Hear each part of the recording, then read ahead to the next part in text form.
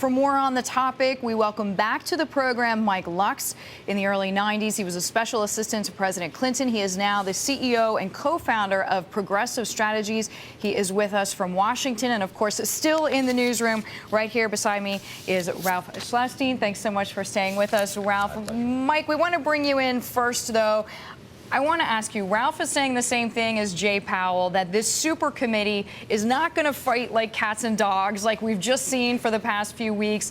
They're actually there to get something done. Do you agree? I think they will fight like cats and dogs. They may or may not get something done at the end, but they both have to be responsive to their parties and the politics, and I think they'll do a lot of fighting in the meantime. So, Ralph, why do you take the opposite view of Mike's? Well, I think what I'm saying is I think there'll be a continuation of the polar disagreements, but ultimately the people who are going to be put in that room are people who are committed to finding a resolution. And I don't think we have had that consistently in Washington over the past few weeks. Mike, say your piece. Who do you think is actually going to hijack the agenda, or at least try?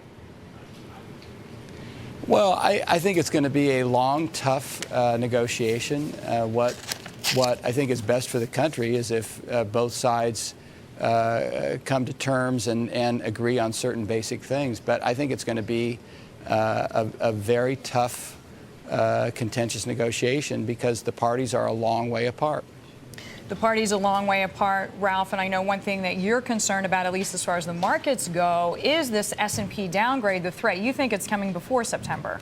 Well, I think the unfortunate thing is that we're now in a position where we're on credit watch, which was a self-inflicted wound.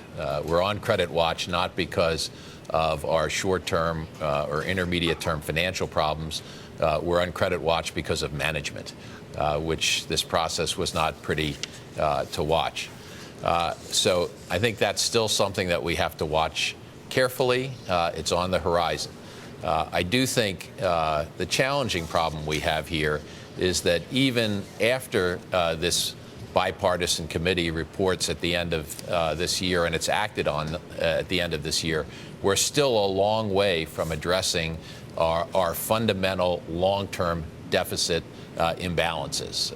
Even at its best, the committee will add another $1.5 trillion to a roughly $900 billion that has been done so far.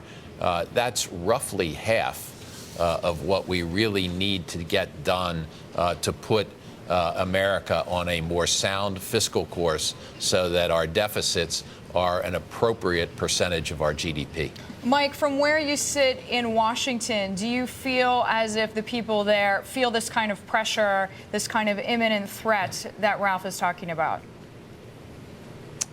I think they do to some extent. I think this is a longer discussion. I think we have to get back to how do we grow the economy, how do we revive the middle class in this country. I mean, what I'm worried about right now is more a lost decade kind of scenario than the particular deals on the debt. I think if we don't do something to revive the overall economy and the middle class in this country, we're in deep trouble. And I do think there's urgency about that, and that at least some folks feel that.